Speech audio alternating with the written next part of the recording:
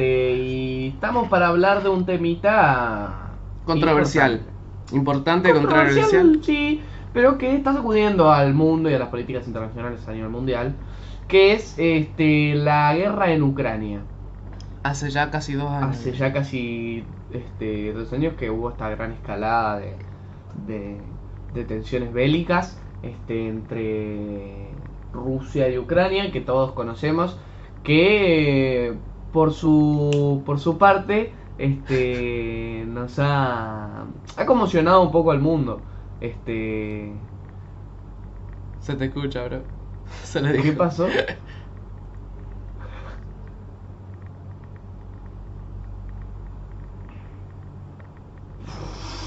Se prendía fuego todo. Sí. Explotaba el país. Bueno, Ahí estamos. Que ha conmocionado al mundo y al Preocupado, mejor dicho. preocupado al mundo por el tema de la constante amenaza de una tercera guerra mundial. Y por eso estamos hoy hablando y vamos a hablar con un historiador muy importante que quizás lo conozca, Jere, que él es Pablo Camogli, que está acá con nosotros para contarnos un poco la situación. Hola Pablo, ¿cómo estás? Un abrazo. ¿Qué Se tal? llamaba Pablo, el viejo. Hola señor Pablo. ¿Cómo les va, niños? Todo bien, Todo con calor. bien. Bueno, me alegro. Si nos gustaría que nos cuentes un poco, primero, más que nada, por qué inició este conflicto. Bueno, es un conflicto de larga data, digamos, no lo inició Rusia en el momento en que hizo su invasión a Ucrania, que ya lleva 4 años, sino que es un conflicto que se remonta al fin de la Guerra Fría, cuando se conformó, digamos, cuando se disolvió la Unión Soviética fundamentalmente, y la OTAN, que es la organización del Tratado del Atlántico Norte, que es la alianza entre Estados Unidos y Europa, que surge después de la Segunda Guerra Mundial, pero que se va a ir consolidando con la Guerra Fría y va a expandirse muy fuertemente hacia el este europeo luego de la disolución de la Unión Soviética y cuando todos esos países que pertenecían a la Unión Soviética se independizaron, me refiero a Estonia, Letonia, Lituania, Bielorrusia, Ucrania también. Claro. La OTAN empezó una expansión, empezó a incorporar países en esta alianza del Atlántico Norte, cada vez más cercana a Rusia, ahora ya constituido como país independiente Rusia. Se firmaron una serie de acuerdos allá por los 90 que le aseguraban a Rusia una especie de cinturón de seguridad que separaba al territorio ruso de los territorios de la OTAN, con países en el medio, fundamentalmente Bielorrusia y Ucrania, que son 2 países muy grandes, y que, bueno, alejaban la OTAN de Rusia, claro, fundamentalmente pensando en la posibilidad de un conflicto futuro que pudiera haber entre estos 2 grandes espacios continentales, ¿no? Y bueno, la OTAN siguió avanzando, impulsado por Estados Unidos, obviamente, y además en Ucrania se da una situación interna que tiene que ver con la conformación del pueblo ucraniano, que es un pueblo muy hermano de Rusia, porque tienen una historia muy en común y hay mucha una herencia, digamos, que tiene que ver con Rusia, fundamentalmente en las provincias del este ucraniano, en donde incluso se habla ruso, hay costumbres rusas, es una zona muy vinculada culturalmente y socialmente a lo que es la cultura rusa, y en ese lugar, desde, te diría, comienzos o mediados de la década del 2010, el Estado ucraniano empezó una especie de limpieza étnica contra la población rusa, contra el idioma ruso, y esto por supuesto fue generando tensiones con las autoridades rusas que empezaron a defender a esta población que se identificaba como rusos, pero claro, que viven en otro país, ¿no?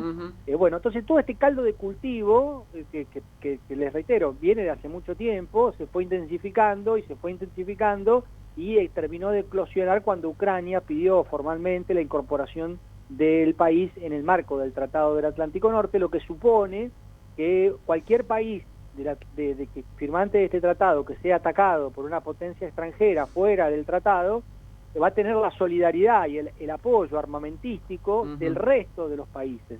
Y esto es lo que Rusia quiere evitar a toda costa, de que su propia frontera en un país como Ucrania, que tiene una extensa frontera con Rusia, Sí. se instale la OTAN con todo su arsenal y amenace por la corta distancia que hay a las ciudades principales de Rusia, fundamentalmente la capital Moscú. Este es el origen del conflicto y por eso Putin terminó decidiendo la invasión de Ucrania como una medida preventiva para evitar que la OTAN se instale definitivamente en el país vecino, ¿no? Y después, bueno, a partir de ahí todo el desarrollo de la guerra hasta lo que estamos viviendo en estos días.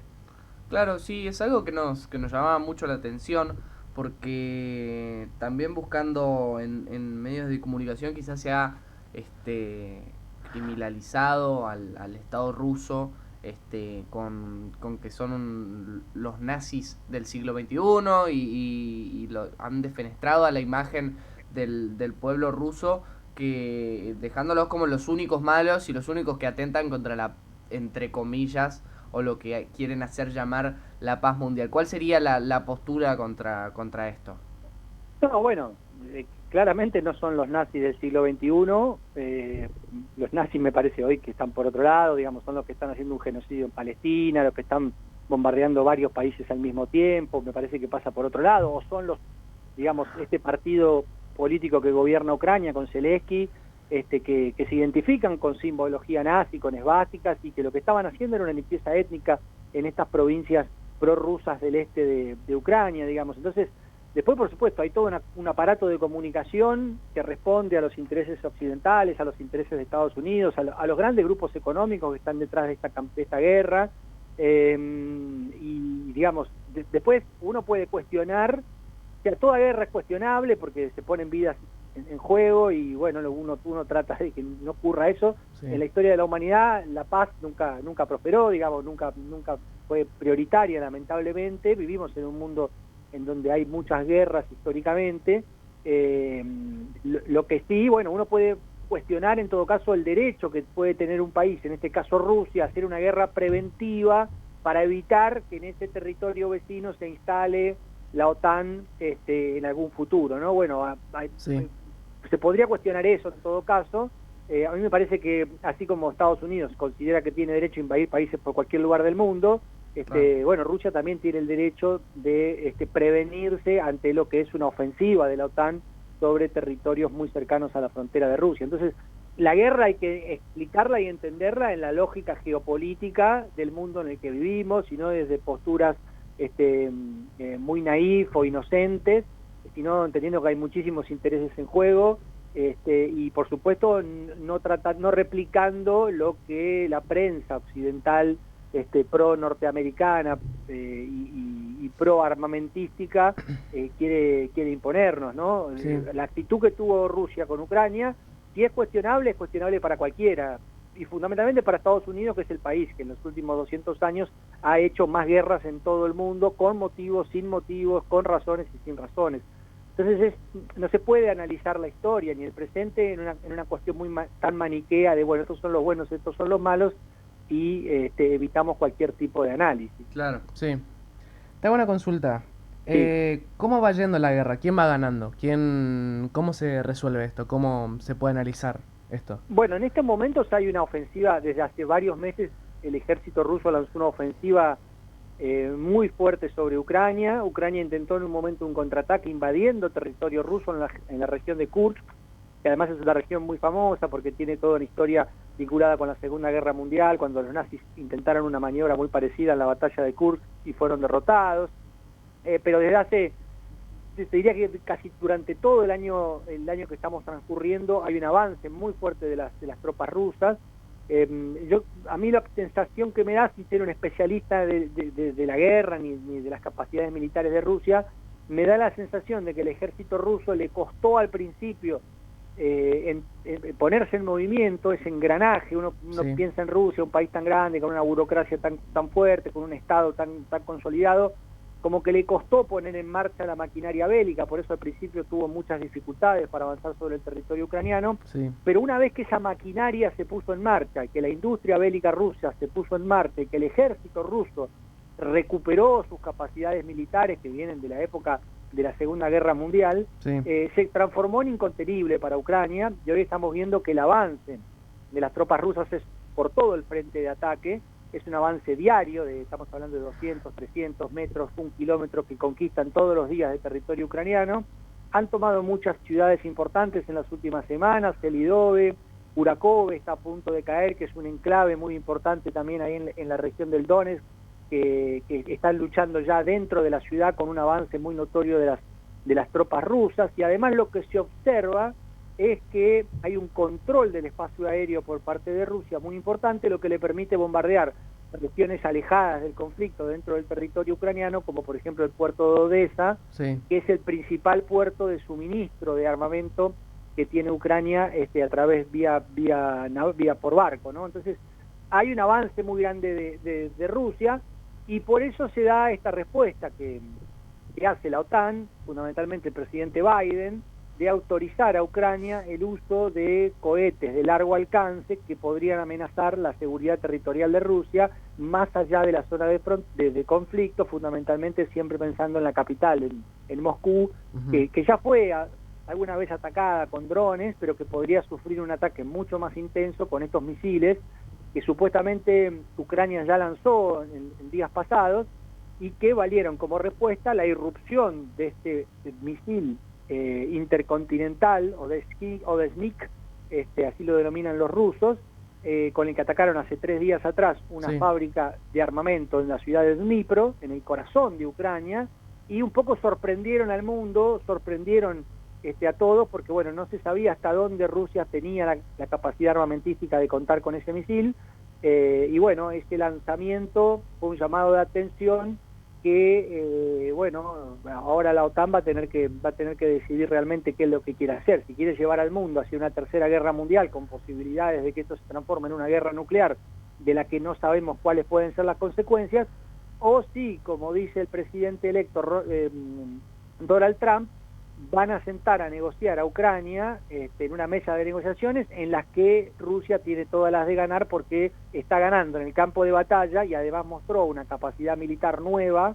un elemento armamentístico nuevo que cambia un poco el curso de la guerra. Así que estamos en un momento muy candente de la situación, y bueno, habrá que ver en las próximas semanas y fundamentalmente cuando Trump asuma el gobierno en enero, el 20 de enero, qué es lo que va a pasar con este conflicto, que creo yo la OTAN va a tener que terminarlo de alguna manera, y lamentablemente Ucrania va a perder esos territorios que Rusia ya ha ocupado.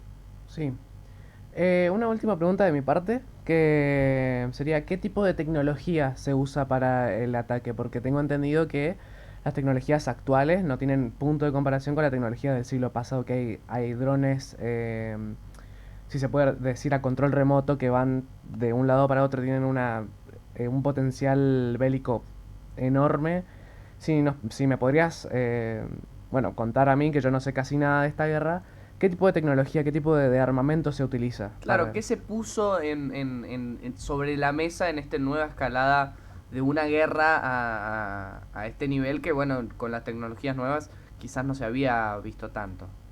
Sí, lo que estamos viendo es que es la era de los drones, ¿no? En la guerra, los drones para vigilancia, para ataques, para distintos usos, incluso para comunicaciones o para transportar algunos elementos que se necesiten transportar. Es la era de los drones por varios motivos. Primero, porque son fáciles de fabricar, o son rápidos de fabricar, más fácil de fabricar que un tanque.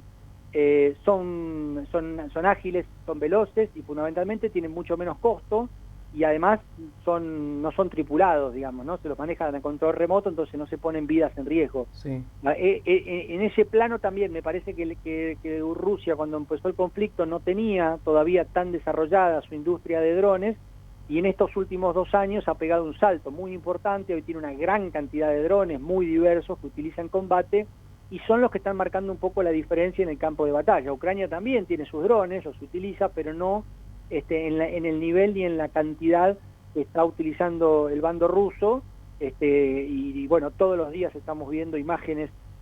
Además es una guerra que la estamos siguiendo minuto a minuto a los que nos interesa el conflicto, porque hay mucha información satelital a través de toda la red de satélites que hay en el mundo. Podemos seguir casi minuto a minuto lo que está pasando, la rapidez de las comunicaciones. Hoy algo que están haciendo muy bien los rusos es inmediatamente que toman un lugar, ellos plantan su bandera, lo graban con un dron, lo suben en las redes y eso se multiplica y es una información que tenemos al instante y está geolocalizada.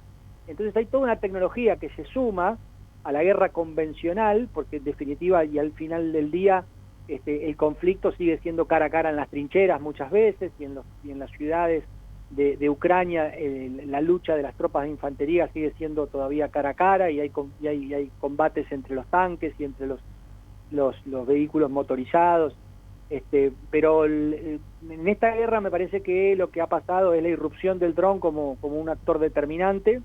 Recordemos que la primera vez que nos enteramos de que con un dron se podía usar un dron para la guerra fue cuando Estados Unidos lo mató a Osama Bin Laden, que lo mató justamente con un dron, disparando un misil desde un dron. Bueno, y desde ahí evidentemente el desarrollo, la incorporación de esta arma en los conflictos bélicos, bueno, se ha ido potenciando hasta llegar a un nivel como el actual, en donde es masivo y es, bueno, una herramienta fundamental para este tipo de combates. Y el otro elemento que aparece no solo en Ucrania, sino que también apareció en el ataque que Irán hizo sobre Israel, son estos cohetes hipersónicos que van a una velocidad de 3 kilómetros por segundo, son casi imposibles de detener por la velocidad que llevan, y que pueden viajar de 3.000 a 5.000 kilómetros, son misiles intercontinentales, en los que se pueden poner cabezas explosivas convencionales o se pueden poner con cabezas nucleares, que por supuesto le darían un impacto mucho mayor a cada uno de estos lanzamientos. Bueno, sabemos que Irán es tiene un arsenal muy grande de estos misiles, algunos los mostró al mundo atacando a Israel hace un mes atrás. Lo que no sabíamos era hasta dónde el desarrollo de la industria rusa había llegado con el desarrollo de estos misiles. Bueno, ya tenemos la confirmación de que los tienen, de que los pueden usar. Lo que no se sabe todavía es con qué arsenal cuentan, o sea, cuántos misiles más tienen, y bueno, y a partir de ahí imagino que es la información que está buscando el mundo entero en este momento, pero sí está claro que hay una decisión del gobierno ruso de potenciar estas tecnologías y estas armas, estos armamentos, los drones y los misiles, y de utilizarlos en el conflicto. Eso es un mensaje muy fuerte que se ha dado a la OTAN, que ahora tendremos que ver cuál es la respuesta, ¿no? Sí, bueno, y para ir terminando, hicimos mención también del peligro nuclear, ¿no?, que tiene esta guerra. Y a mí me gustaría hacer dos focos y dos últimas preguntitas. ¿Cuál es el verdadero peligro de una futura hipotética guerra nuclear? ¿Qué debería suceder? Y también, ¿cuál es el futuro de los territorios de Ucrania y de Rusia? ¿Según qué circunstancias, cómo quedarían estas fronteras, estos territorios?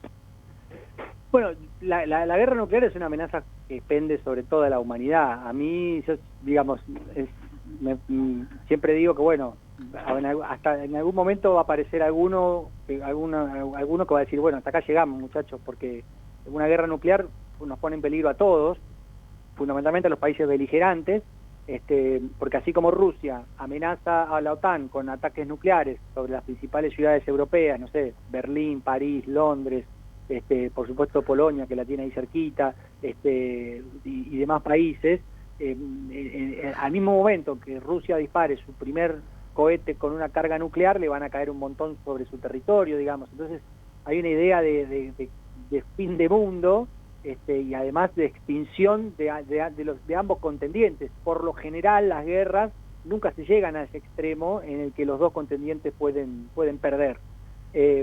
Creo que tanto Rusia como Estados Unidos o la OTAN son conscientes de que una guerra de este tipo puede significar la destrucción de sus países, y me parece que hay una amenaza, pero yo no sé hasta dónde y realmente esa amenaza se va a traducir en una realidad. Me parece que van a continuar amenazándose.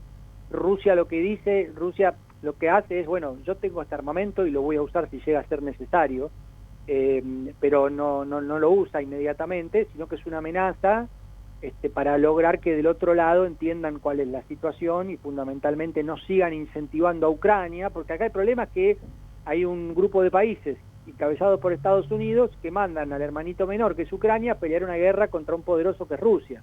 Entonces Rusia le dice, dejen de empujarlo al chiquitito a la guerra conmigo porque yo les voy a terminar pegando a ustedes. Lo que pasa es que, bueno, si es pegando a ustedes y hasta dónde, es lo que también va a significar una respuesta del otro lado, y ahí es donde está la amenaza. Yo siempre confío en que va a aparecer algún sensato a último momento a decir, bueno, hasta acá llegamos, resolvamos esto de alguna manera. Lo paradójico en todo esto es que parece ser que el sensato es Trump, que justamente nunca se caracterizó por ser muy sensato, pero me parece que se da cuenta de la amenaza que hay, de que, bueno, ya la guerra convencional llegó a su límite, de que Rusia ganó la guerra en términos militares, de que no se puede seguir gastando miles de millones de dólares en esa guerra que ya no tiene ningún sentido. Claro. Irán a buscar otra guerra, porque eso es lo que hacen, terminan una y buscan otra, porque el gran negocio del mundo es la venta de armas, y los principales grupos económicos del mundo son los que venden armas, BlackRock y otros grupos que son los que invaden países, venden las armas para destruir esos países y después los construyen, firman los contratos multimillonarios para reconstruir esos países, es un negocio enorme. Estos son los grupos que hacen estas guerras permanentemente. Bueno, parece ser que con la de Ucrania ya se terminó, y lo que yo creo que va a pasar es que Ucrania va a perder buena parte de los territorios, por lo menos las regiones prorrusas del Donetsk y Luhansk, las van a perder, y quizás algo más, porque Rusia avanzó más allá en el territorio. La península de Crimea ya la perdieron hace casi 20 años, y bueno, se va a configurar un nuevo mapa en donde Rusia va a poder hacer ahí una zona de seguridad un poco más amplia, y que debería terminar la guerra en ese momento. Sería lo más sensato, sería lo más lógico, y esperemos que realmente se termine de esa manera, porque seguir tirando de la cuerda, bueno, en algún momento puede aparecer un loco que diga, bueno, más sí, yo tiro este misil y bueno, podemos volar todo por los aires. Lamentablemente es así. Sí, bueno, es una situación que preocupa y mucho a todo el mundo. Esperemos que bueno, haya un alto al fuego y se sienten las partes a negociar. Desde ya, muchísimas gracias, Pablo, por el testimonio, nos parece importantísimo. Sí. Y es vital para todos empezar a hablar de estos temas, como ya lo hicimos en su momento con Palestina. Aparte es un tema que interesa y que es interesante hablar, así que muchísimas gracias. Gracias a ustedes, un abrazo grande y felicitaciones por todo lo que están haciendo. Gracias. Muchas gracias. Bueno, él era Pablo Camogli, uno de los historiadores más importantes de la provincia de Misiones, y nos dio un poco de contexto sobre esta guerra que está azotando Europa, ¿no? Una situación que acá no la sentimos mucho, que porque no la estamos muy lejos. Por ahora se sintió en términos económicos, quizás, con la... Sí, eso sí. Cuando empezó, creo que era 2021, cuando empezó todo. Con las tarifas del trigo y demás insumos, bueno, Europa sintió mucho el gas. El gas sintió muchísimo. Que Rusia sacaba hasta el 40% del consumo, bueno, del gas en toda Europa era ruso, provenía de Rusia, sí. Entendiendo también que bueno, Europa es un continente muy frío en invierno y que los tipos se calientan con gas, porque es una realidad. Y con chupi, sí, la verdad que sí. No, pero es una técnica. Pero quizás todavía la energía eléctrica no está a un nivel en el cual si hay una crisis del gas nadie lo sentiría, digamos. Entonces pendieron de un hilo muy, muy grave, porque aparte subieron las tarifas, o sea, era mucho más barato traerlo desde el gasoducto desde Ucrania que Estados Unidos te traiga los barcos gigantes de gas. O sea, hay una gran diferencia económica, y que creo que también Rusia lo supo utilizar muy bien a su favor, y que también mantiene un poco a raya a toda Europa, que esperemos que la OTAN sea sensata de una vez por todas y que deje de tirar el hilo, como bien decía Pablo, de esta guerra que ya no tiene ningún sentido porque está totalmente perdida. Ya perdió hace mucho y aún así siguen. Es un buen punto. Yo lo sentía, pero no sabía cómo ponerlo en palabras hasta que Pablo dijo que ya es una guerra perdida, que tienen que decir, bueno, por eso, hasta acá. Sí, se entiende que también, que bien lo decía, era una guerra que la pelea un niño empujado por grandes potencias europeas y norteamericanas. Entonces que esperemos que se solucione, que esperemos que se solucione de la forma más pacífica posible. Entendemos que es un peligro para toda la humanidad, una escalada de tensiones nucleares, más a nivel Sí. tan macro como lo sería con una guerra así. Pero bueno, es importante hablar de esos temas, además que es un tema que me encanta a mí, todo lo bélico. Pero bueno, nosotros nos